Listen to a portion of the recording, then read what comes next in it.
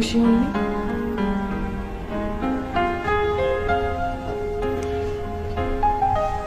তুমি জানো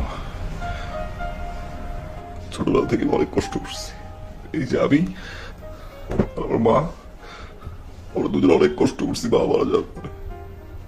আমি খুব অল্প বয়স থেকে চাকরি করি, খুব অল্প কিছু টাকা স্যালারি নিয়ে কষ্ট করে করে আমাদের সংসার চালিয়েছি। আমার জীবনে কোনো হ্যাপি নিউজ ছিল না।